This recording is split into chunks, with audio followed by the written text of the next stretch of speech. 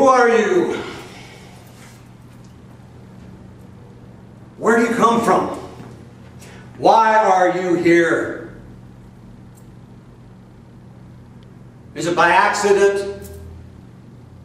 Is it by accident that you just happen to end up being you?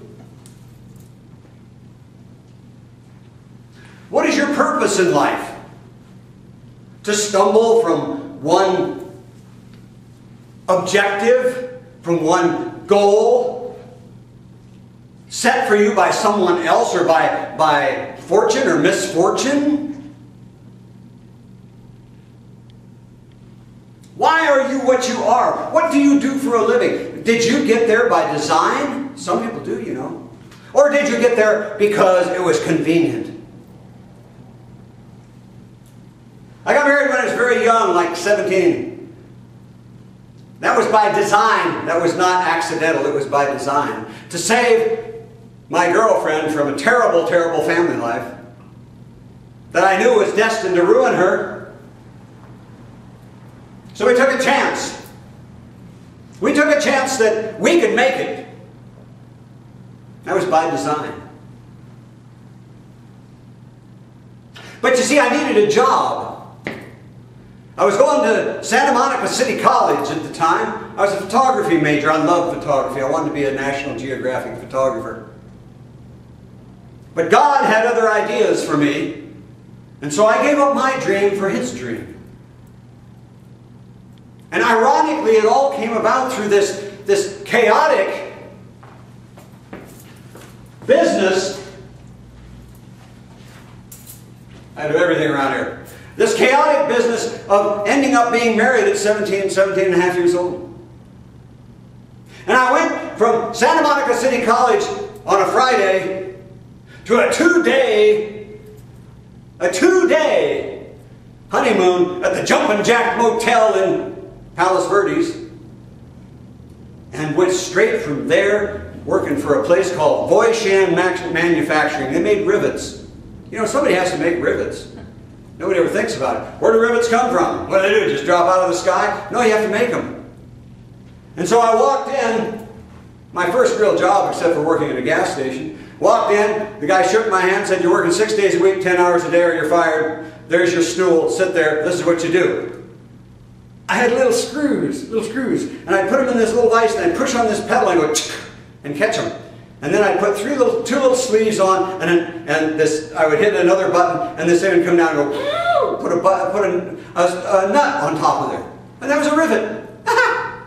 That's what I did. I thought, wow, this is really something, man. I can do this.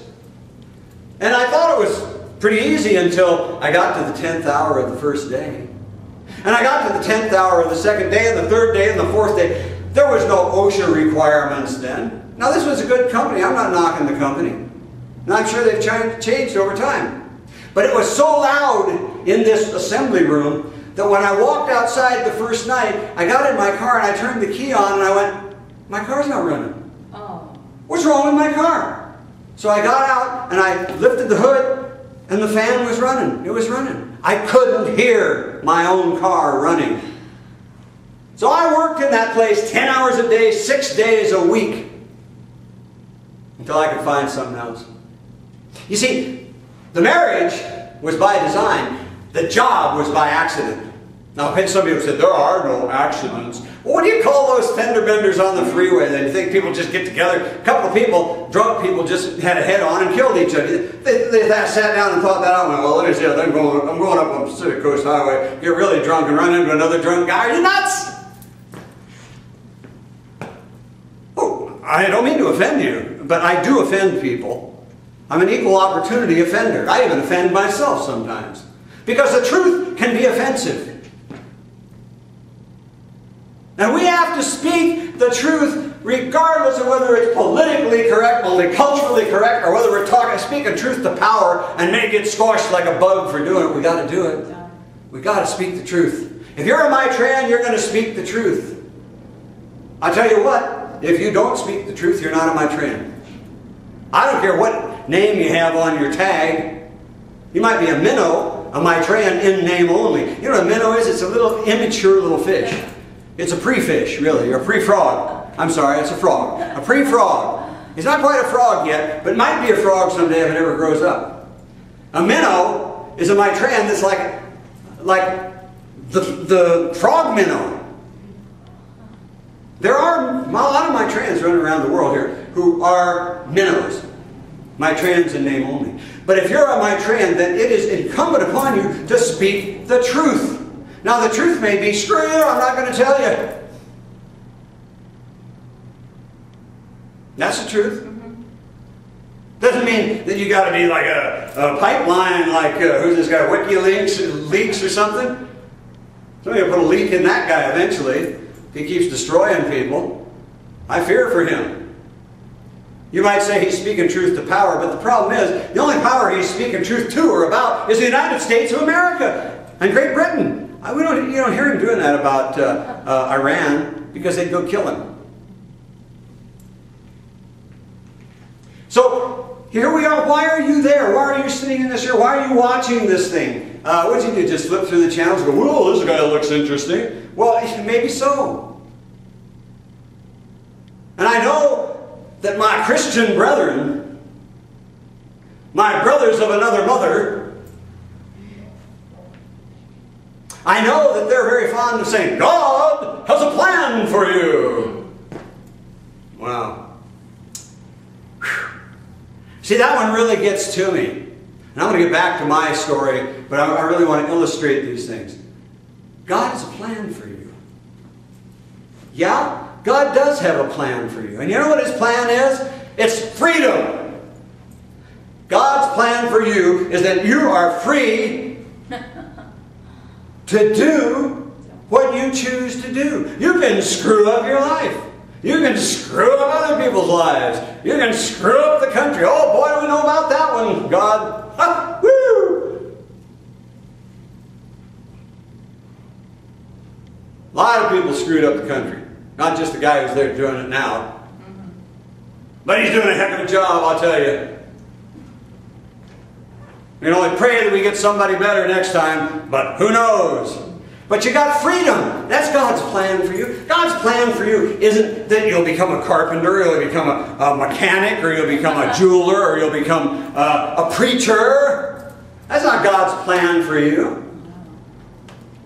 Then God says, hey, got a little book. Well, listen, here's Joe Dokes. Joe, you today, you're going to be an assembly line worker.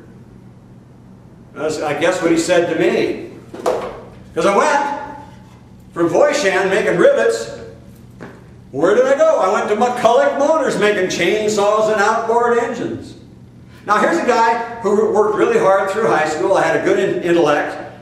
My job at McCulloch Motors, I have to explain it a little bit to you. Those of you who worked on assembly lines, you'll know what I'm talking about. Those who haven't, well, you ought to go do it. Try it out. See, there's a line that comes down here. It's got hooks on it. About this high up. And on every one of those hooks, there's a chainsaw. Now, do you know how much a chainsaw weighs? A chainsaw weighs probably, oh, I don't know, 15, maybe 20 pounds. It doesn't have the chain on it. It's just the motor. And the bright yellow. And they have big M on them, some McCulloch Motors. And so, my job, they took me in there and said, well, son, now, we know you got a good high school education. We know you're a smart kid. Here's your job. When you see one of these come down this line with a red tag on it, you reach up, you lift it off, and you put it down on this pallet over here so it can be retouched, because there's something wrong with the paint. And you take one from this pallet over here, and you put it back up on that hook, because that one's been retouched. Oh, I thought I was having a good time making rivets. Now I'm really styling, huh? I needed a job so bad. I was kind of a frail kid. I started on a Friday. I went home Saturday. I woke up Saturday morning. I went home Friday night, woke up Saturday morning. I couldn't move my arms. My shoulders, my neck were so cramped up from doing this with these 20-pound things all night, 8 hours, swing shift, that I couldn't move. And I thought, oh my God, what am I going to do? I got a wife with a baby on the way. I got to do this. And I suddenly learned what macho is. And damn all of you who ever degrade machismo. My Mexican, Spanish, and Latin brothers will know what I'm talking about. Machismo is what made me get up off of my arse and go to work Monday night and do it again, and do it again, and do it again, crying with tears running down my face because I had a wife and a baby at home. Machismo! Macho! And those of you, you punks, and you women who sit around and go, oh, that's macho, man. Yeah, it's macho. That's what puts food on your table. That's what puts gas in your car. That's what puts clothes on your back. Macho. Oh, you sound angry. I'm not angry. I'm not angry. I'm adamant. Machismo. Strength, the guts to keep on going when you know darn well, damn well you can't. When I went in that Monday night and I saw those things sitting on the floor, I almost passed out. So I grabbed one and I went, oh God, I hung it up. And I took one down. And you know, about halfway through the night, something miraculous began to happen to me. The pain started to go away. I started to get kind of a second wind, and before long I was putting those suckers up and taking those suckers down. And I had a guy, a painter, an older man. His name was Rudy, Mexican guy. And he came over at the break and he said, "You found your machismo." I said, "You bet, Rudy."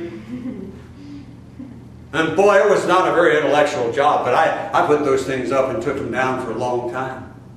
I eventually graduated to the carburetor line, which is the more intellectual side of it. And I got to put carburetors together. I did the assembly line too. Greasy, dirty, no OSHA, no union, no nothing. Mr. McCulloch didn't like unions. God bless him. He had his own business and he wanted to run his way. So I worked on assembly lines where I had grease up to my elbows all until 12 o'clock at night and somebody yelling in my ear, "Faster, faster, faster." It's like being in a prison camp at the time.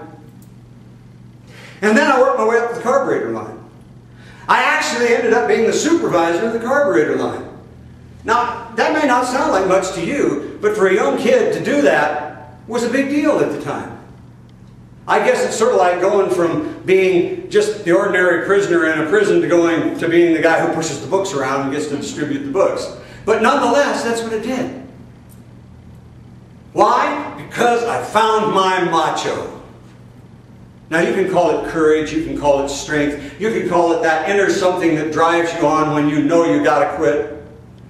But like I said, my Latin, Hispanic, I hate the word Hispanic. It's a conjured up word made up by old fat white guys in Washington. You're not Hispanic. You're Guatemalan. You're Mexican. You're Spanish. Don't let them put this on you. Don't let them take your identity away from you. And above all, if you're here and you're a citizen, forget all that other stuff. You're an American. You're an American. Don't let them steal half of your heritage by saying, "You're Mexican American." Yeah. Look at me. My ancestors were from Scotland and Ireland. They don't call me Irish American or Scottish American. I'm American. Why is it that only white people get to be American? You ever think about that? Black people don't get to be American. They have to be African Americans. Yeah. Guatemalan people don't even get to be Guatemalan Americans. They have to be Hispanic Americans. This sucks. Sucks. And it's all out of your control. You see, that's not God's plan for you. God's plan for me wasn't to be a chainsaw lifter at McCulloch Motors or supervisor of the carburetor line. God's plan for me was, here's your freedom, boy. Anybody objects to that word, boy? Take it to the church. Boy. Now, what are you going to do with it? You see, God gives us all the same 100 pounds of mud. What we make of it is our business. And so I looked around and I went, I just can't keep doing this because this is a dead end. And my friend Rudy came over and found me one lunch hour and I said, "Rudy, I'm supervisor." He said, "Son, Get out of here while you can. I've been here 20 years, and I'll never leave until I die. Get out of here. That afternoon, when my boss came around, I took my shop coat off and handed him my shop coat and my badge and walked out without a job. Without a job. I ended up working as a bank management trainee for Security First National Bank at La Brea and Manchester and Inglewood. By a series of what you might consider to be coincidences, but that was my intention, was to wear a shirt and a tie. That's what I want to do. And so, you see, I'm not trying to preach that I'm such a great person. Oh boy, feet of clay? More like feet of mud. I make my mistakes. My old mentor, however, used to say, brother, if you're not making mistakes, you're not working hard enough. Because if you're working hard, you're making mistakes. So that was the second lesson I learned. First of all was machismo. So, my brothers, Guatemalan, Spanish, Mexican, wherever you're from, Latinos, next time somebody gives you that crap about, oh, don't be so macho, you tell them, if I wasn't so macho, you wouldn't have food on your table and you wouldn't have clothes on your back, so get off my back.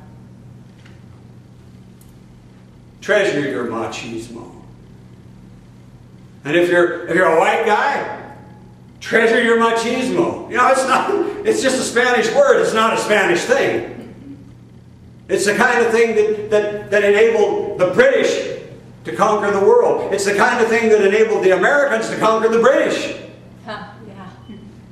It's the kind of thing that enables us all to conquer the vicissitudes of life. Freedom.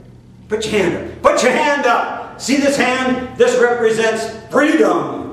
This, screw it. This represents beating poor people into a pulp. This represents beating people into the ground. Forcing people. Who was that person, I forget, in Obama's cabinet that said, justice comes out of the barrel of a gun? You idiot!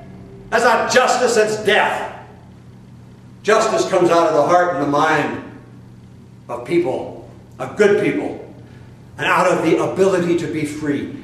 Freedom. This thumb stands for free will. This first finger stands for free choice. This middle finger here, I won't do that, but it stands for self-determinism. Self-determinism. I can determine where I go. I don't have to check with some bozo from the bureaucracy of Washington to see if I go to this restaurant to eat, or if I go to this church, or if I go to this synagogue. I don't have to do that. Self-determinism. This third finger, the ring finger, stands for individual freedom. Now some of you may think that's kind of weird that your ring finger stands for individual freedom. But it is. It's individual freedom. So we got free will, free choice, self-determinism, individual freedom, and this little finger here, that's the one everybody likes to just chop off. Because that one stands for absolute, inescapable personal responsibility for all these other four things. You can't get out of it. Oh, you might cheat your wife. You might lie to your wife. You might lie to your mistress. You might lie to your boss. You might lie to your friends. You might lie to yourself. You can't lie to God.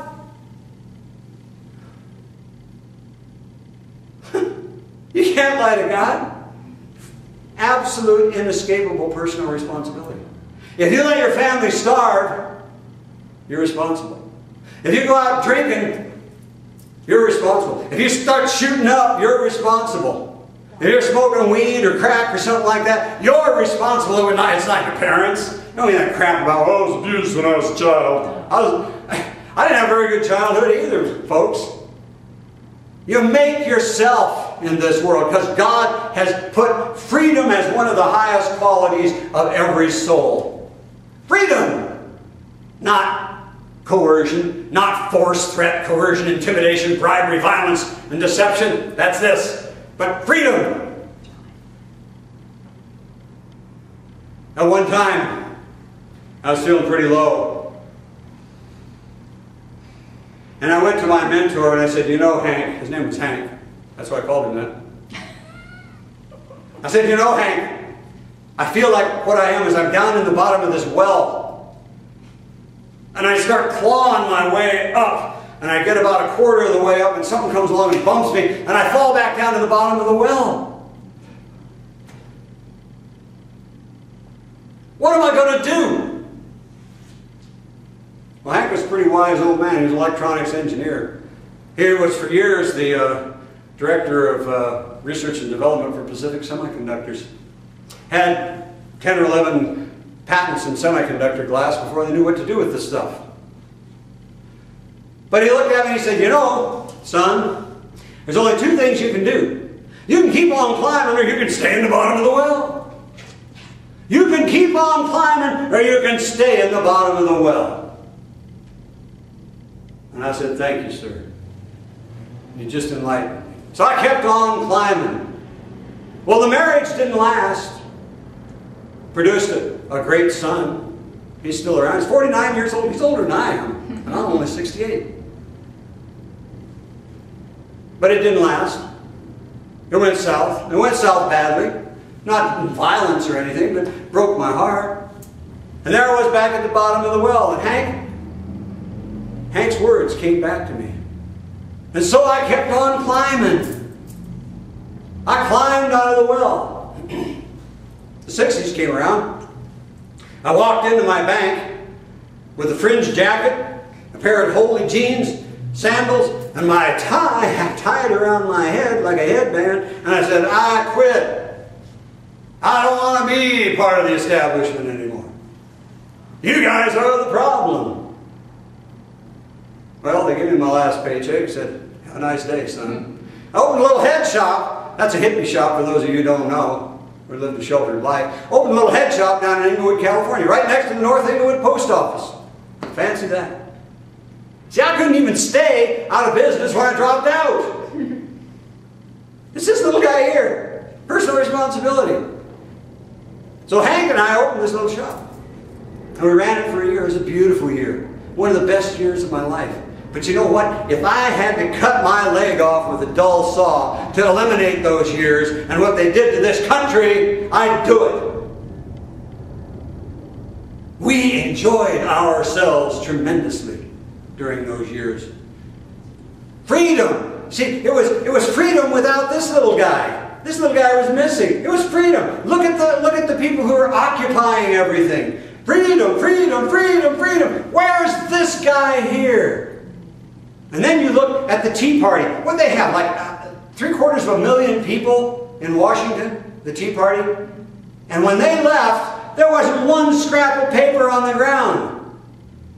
When you take personal responsibility out of the equation, these four become really ugly really fast. With it in the equation, these four are beautiful. The Tea Party went. They had their rally. They spent the whole day there, a couple of days, I'm not sure. And when they left, there wasn't a scrap of paper on the ground. There wasn't anything broken. There wasn't any graffiti. Because they had this. These are good Midwestern. Those people who cling to their guns and their Bibles. You know why they cling to their guns? Because if they didn't cling to their guns, you'd take their Bibles. That's why. The only reason you don't take their Bibles is because they're clinging to those guns. They're not stupid. They may not be educated, but they're not stupid. So, without personal responsibility, these four become ugly. But with it, they become beautiful. And so, this is God's plan for you, brother, sister. That's awesome. Let's not be listening to the guys with the styled hair. What's with the hair anyway? Is that supposed to get you to heaven, that you got styled hair? Let's not be listening to that. And when somebody comes up to you with that all-known wisdom and says, well, you know, God's really got a plan for you. And I say, well, what's His plan for you? To come around and be walking around telling people they got a plan? Is that His plan for you? What exactly is His plan for you? And if you have one, He has one for you, why aren't you about it instead of talking to me? Huh? Why aren't you out doing it instead of talking to me? Or is that His plan for you to talk to me? Well, you've done it, so you're done. Hot up here. But it's worth it. And so, you see, I went on. I left the bank. because I dropped out. I went back to working in a gas station, which is what I did as a kid. I loved working in a gas station. I worked in this gas station, a Texaco gas station. I just watched a movie last night called The Peaceful Warrior. Kind of a really trippy movie. And the guy went to see some old guy in a gas station. I thought, gee, that's really weird. Because I went to work for an old guy named Charlie. Charlie and Leo, they owned this gas station. Charlie was a master mechanic. He grew up in a time when him and his dad used to sand cast, get this, sand cast engine blocks and drill them out and make engines out of them. Guy was a genius. One day I was working there. Black fella came in a Cadillac. Racetrack was just about 3 blocks away. And the thing was making noise and everything. And he said, I got a problem with my car. And Charlie didn't have a prejudice bone in his body. None of us did. None of us did until Al Sharpton and Jesse Jackson and all these other people created one. We weren't prejudiced. Sure, the society had barriers that needed to be taken down, but personally we weren't prejudiced. So Charlie said to the guy, well, let me take a listen. He had a piece of doweling, stick. You know what doweling is? It's a stick. And just a piece of doweling, he took it out of his belt and went around like this, listening to the engine, listening. And pretty soon he stopped and he scratched his chin. He said, well, sir, you got a bad upper rod bearing in cylinder number 3. The guy went, what? You can't know that by listening to my engine with a stick. Charlie said, yes, I can. He said, no, you can't. Charlie said, well, you go to the track? The guy said, yeah, all the time. He said, well, I'll tell you what, I'll bet you that that's what it is. And I'll tell you what, if you're wrong, you pay double, and if I'm wrong, you pay nothing. The guy went, you can't beat that, because I know you can't do that with that stick. So we took the Cadillac into the bay and we started tearing the engine out. That guy was there every day. He wouldn't move. He wanted to make sure that that engine something didn't happen there. I don't blame him. He didn't know us from Adam. So we got it down on the floor. We got it turned over. We took the pan off. Anybody know what the pan is? If you don't, then just follow along, you know, and got some learning to do. Took it off. There's the rods. So Charlie unscrewed the rod bearing on number 3 cylinder, lifted off the bottom. The bearing was all right. Tapped that thing down, tapped that cylinder down, reached in and pulled out that bearing, and it had a hole in it about 1/4 of an inch. A ragged hole. The guy hit the ceiling. He said, how did you know that? Charlie said, I don't get paid for the time I put in. Here, I get paid for the time I put in my life. I get paid for the time I put in my life. And the guy paid. He paid double. He's an honorable man. I worked for that man 11, 12 hours a day, 7 days a week for 8.5 months because I loved Charlie and I loved his wisdom and I learned more from that man about auto mechanics in 8 months than I could have learned in 12 years going to college.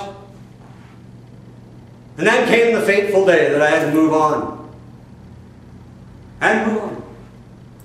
And Charlie and Leo said, we have something to talk to you about. We want you to become a partner. And Charlie had this Chrysler. I think it was a 1954 Chrysler. Beautiful Chrysler that I admired. And Charlie said, I'll even give you my Chrysler if you become one. And I said, no, you know what? I don't know where I'm going and I don't know what I'm going to do, but I know that I got to move on. I never saw those 2 guys again. I'm sure they died a long time ago. But my heart is still filled with those guys. Leo was an Italian guy. Boy, he'd get after you. You had to run out to the island. It was a full-service gas station. That meant you check the oil, check the water, check the tires, wash the windshields. If necessary, you gave a guy a bath that was sitting in there. And you had to run. You didn't walk out, I'm coming, I'll be there in a while. No, you ran. And you filled up the tank, and it was yes sir, no sir. And in the meantime, Leo would come out and he'd yell at you, go, get the yo-yo, go around. Get the yo-yo.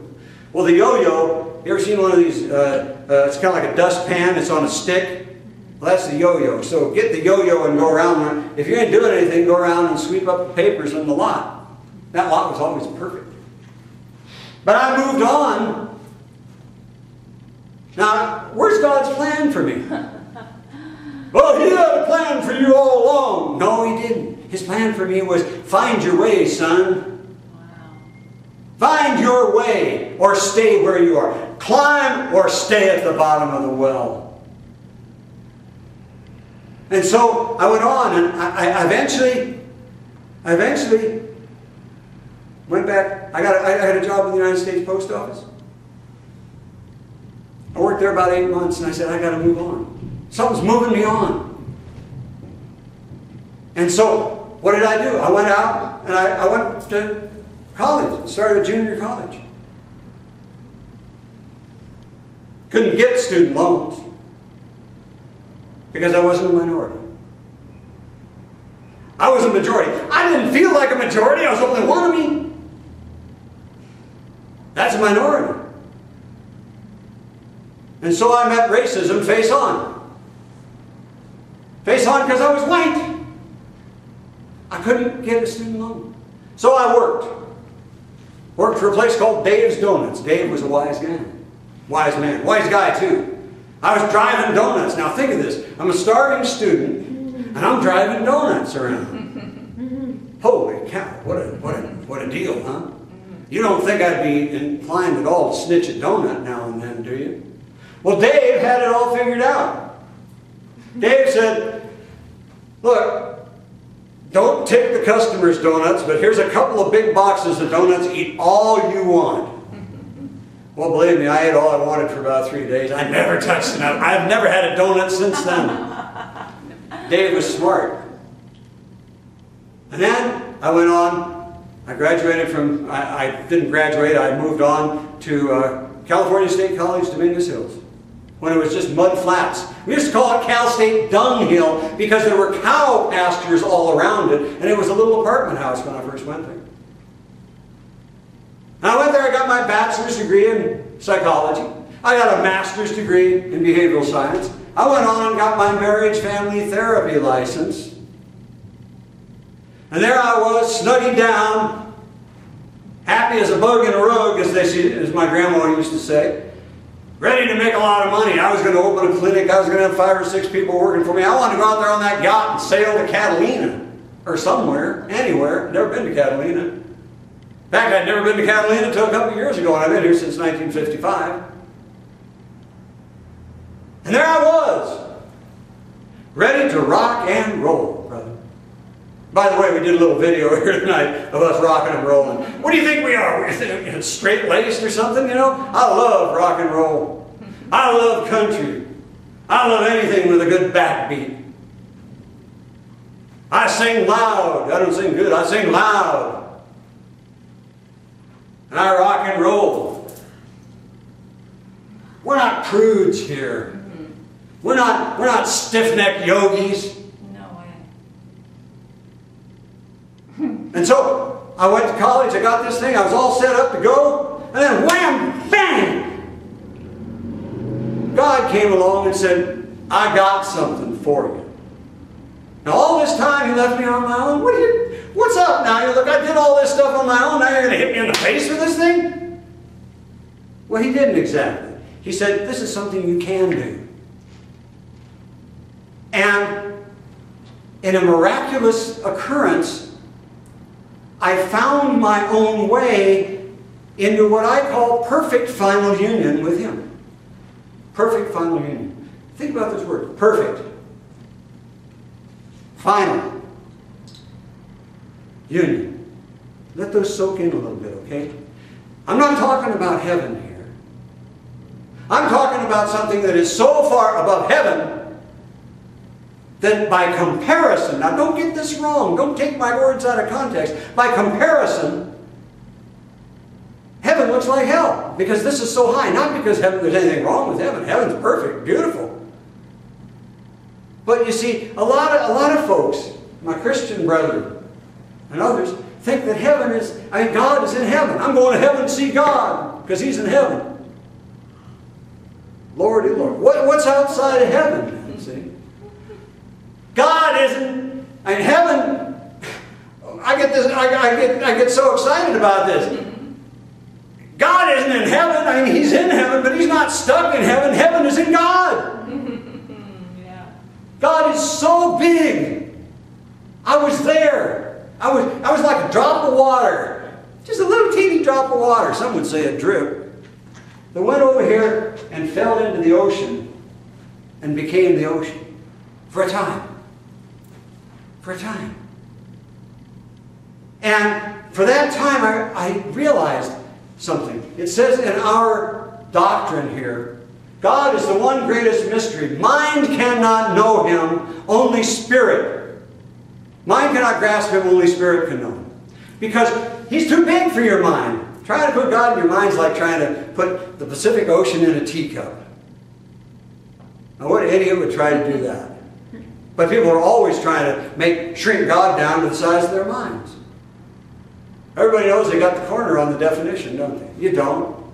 God is so big that if you took this entire creation, everything within it, and compared it to the size of God, this creation would be no bigger than one single grain of sand in the Sahara Desert.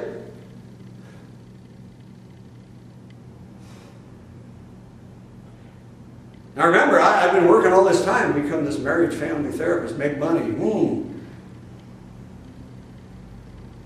But then there I was in perfect final union with God. Now, it sounds contradictory that it was perfect and final because I came back. But that was His doing, not mine. My choice, but His option. And so, He said, I want you to go back and do a work for me. And I didn't want to come back. So He said, well, let me show you the reason. Now, He didn't say this. Come on. Look, he didn't talk to me like that. I was one with Him. It was a knowingness. But I kind of tell it this way because otherwise, what am I going to do? Just stand there and go, oh.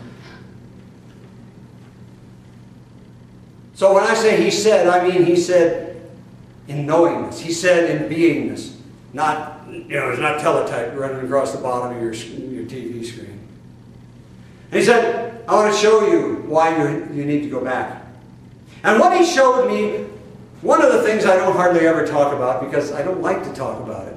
But the first thing He showed me was all the suffering in the world, all at once.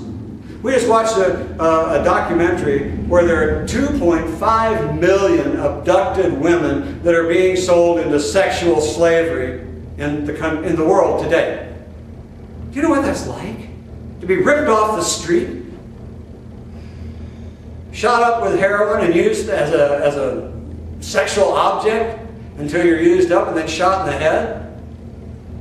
And that's just minor. So He showed me all this suffering. I'd always thought that God didn't know we suffered. It's like He's up there going, oh, well, I wonder what they're doing down there. No, man. God knows every bit of your suffering. If you got a migraine headache, anybody got an ache or a pain? Yeah, I got an ache or a pain. I got one right here. I'm fighting prostate cancer. I'm taking drugs that mess up my physiology. But it's working, so I'm not complaining. And I would like to just fall over on the floor right now, to tell you the truth, because I just got a shot this afternoon that makes me feel like I got a triple case of the flu. Machismo! There's a reason I'm not laying on the ground. I got a work to do here. Not one that God's forcing me to do, but one that I choose to do. And so He showed me this suffering. If I'd had a body, it would have blown me to pieces. He knows everything. So you have built-in buffers. If your knee hurts, you'll get distracted with something. You won't think about it so much. Or you'll think about it from time to time. Or you can take a Vicodin or something like that. A butalbital. God didn't have any anesthesia. He feels every bit of it. And that's from everything. From a leaf on a tree, to a carrot, to a mouse, to a bird, to a cat, a dog, an elephant, a giraffe, and you. I get a kick out of vegetarians when they go, well, I don't want to kill any living things, so I'm going to just eat vegetables. What the heck do you think vegetables are? God feels it all. He feels it all. And I felt it all. And I also saw another thing that He showed me. He showed me that the reason I needed to come back was because humanity had developed the intellectual genius to create something called the atomic bomb, the hydrogen bomb, the neutron bomb, and hadn't developed the wisdom to use it. And humanity was in danger of destroying itself, utterly and absolutely not. You know, it's one thing to say, I'm going to die. We all know we're going to die. We don't like to face it, but we know we are. But we say, my kids are going to carry on the tradition. Or my book, you know, here's my book. You can get it on Amazon called The Holy Book of Destiny, Maitreya, the Friend of All Souls. There's the plug. That's it. My book will carry on my work, or my people will carry on my work, or my children will carry on. Maybe the writings that I have in my safe deposit box will carry on. When this thing goes down, if it goes down, there ain't going to be anybody to carry on anything. There's not going to be a cat, there's not going to be a dog, not going to be a frog, not a fish, a bird. Nothing will survive a nuclear winter, except those slimy little things that live way, way down under the ground. You never see the light of day. So for these two reasons, I said, yes, I'll go back. And I was so moved by this compassion that God had put in my heart, or that I had experienced in my heart, I can't put it on him, that I said something that was crazy. Now I know a lot of you think I'm crazy, but this is real crazy. I'm going to give you something that's really nuts here. I said, Father, I will never again enter into perfect final union with you until I have seen every last soul in this creation home, safely home into perfect final union with you before me. I'll be the last one to step across the line to make sure that no soul is left behind. Forget no child left behind. No soul is left behind.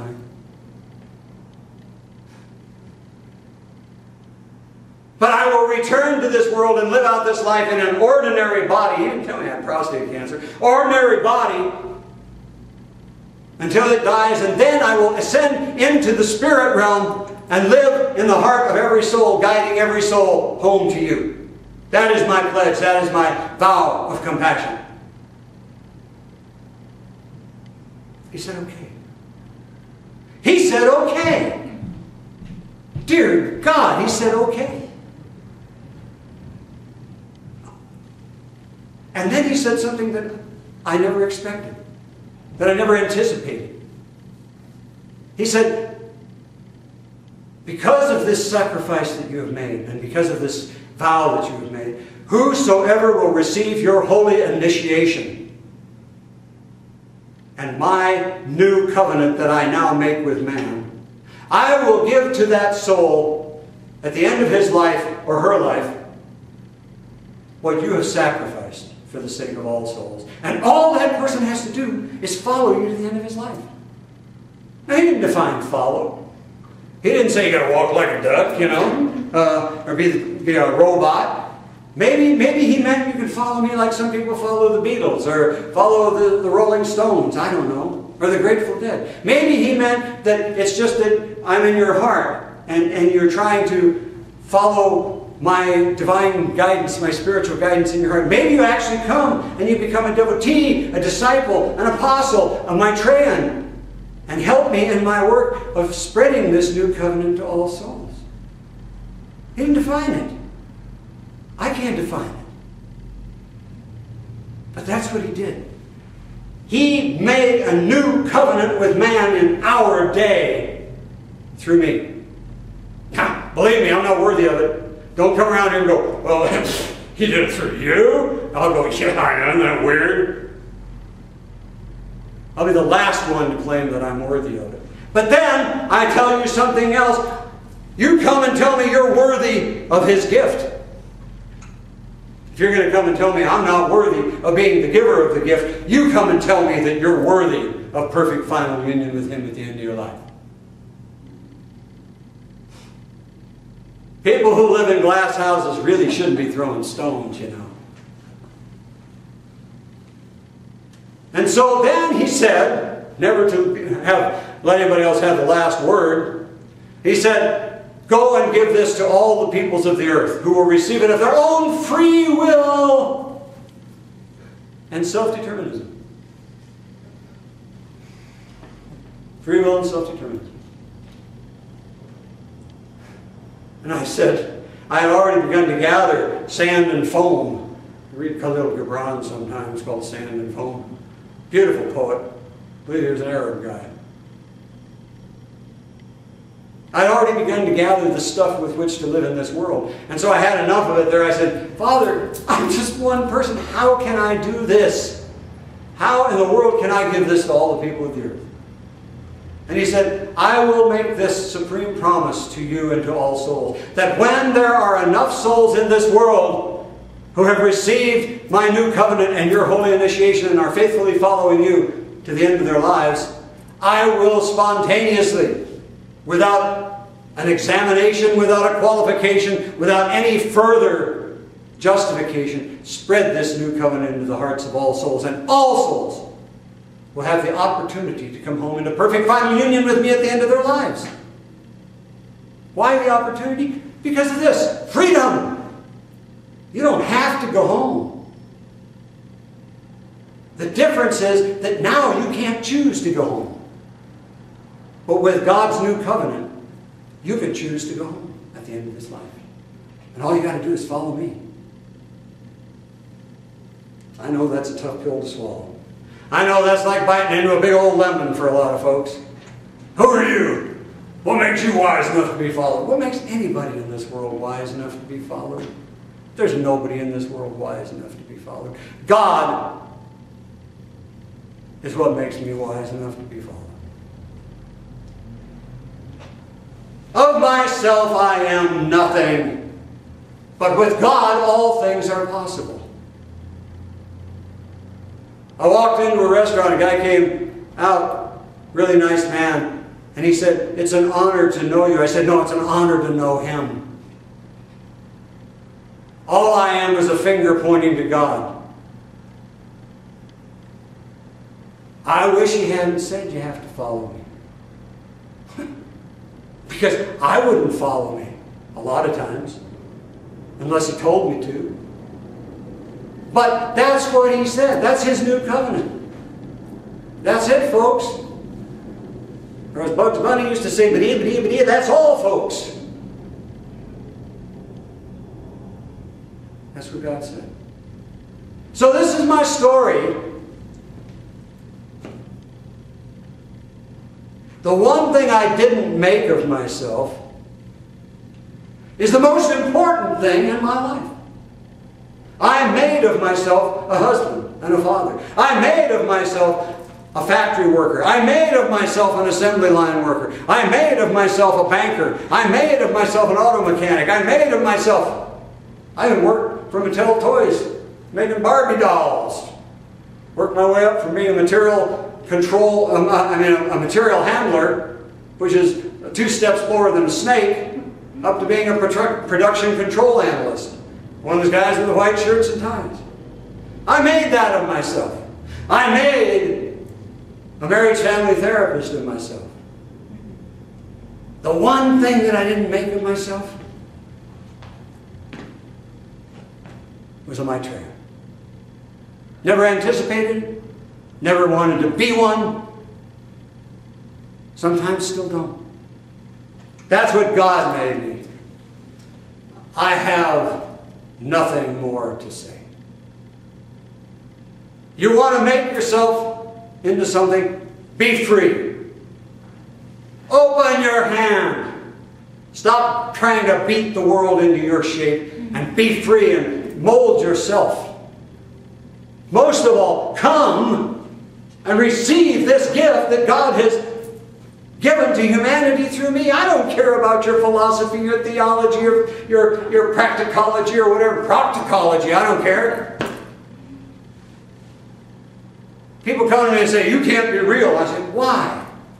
Why is that? Well, because I believe in the Bible, or I believe in the Torah, or I believe in the Bhagavad Gita. Or... That's like saying, you know, there can't be another planet out there because I believe in the solar system the way it is. There can't be another country over there someplace because I believe in America. You can't say something else doesn't exist just because you believe in something. Open your eyes, open your mind, open your heart. Look, do I put on airs here? Am I trying to impress you? No. I'm telling you the truth. I'm just being what I am. Call me Popeye if you want to. I am what I am, and that's all that I am. But God is great. And I don't mean Allahu Akbar the way people mean it when they're killing people. God is great. Anybody can kill people. You know that? Anybody can kill people. You take a little guy about this high, 8 years old, put an AK-47 in his hand, he can kill lots of people. Whether you can kill people or not is not the measure of your power. You people out there who are killing people, you want to know what the measure of your power is? You come here and bring one single person back to life, and I'll believe that you have power. Anybody can kill people. I'm not going to raise the dead. I did it once for my mother with my brother. I'll never do it again. I'm not going to heal the sick. Although some people say they've been healed. Not my doing, it's God's doing. What I'm going to do is do what God has told me to do. The one thing in my life, perhaps, that I didn't do for myself is the most important. And that is that God made me Maitreya, the friend of all souls. I had a hand in it. I chose. I chose for Him. But He is the source. He is the point. Not me. I'm just pointing the way, brother. I'm just pointing the way, sister. You follow me to Him. You don't follow me to myself. Well, if you manage to survive this, you're one heck of a person, I'll tell you. It's been a long diatribe here. But I'll tell you what. I'm here, and even if you can't get here, you can receive God's new covenant and my holy initiation over the telephone, over the internet.